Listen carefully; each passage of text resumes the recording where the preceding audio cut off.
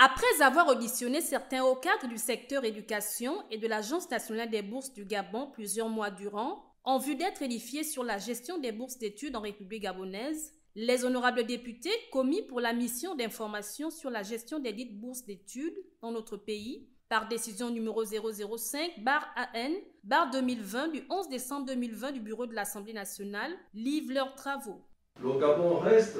un des rares pays en Afrique à encore accorder des bourses d'études à l'ensemble des élèves admis au baccalauréat,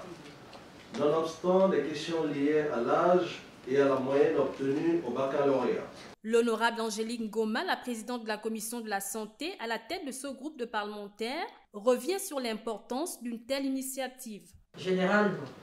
une mission d'information parlementaire est destinée à éclairer l'Assemblée nationale sur des grands sujets de société. Les travaux de ces missions d'information ont souvent pour but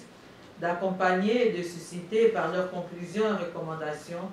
la préparation d'un projet de loi ou d'une proposition de loi ou l'interpellation du ministre concerné.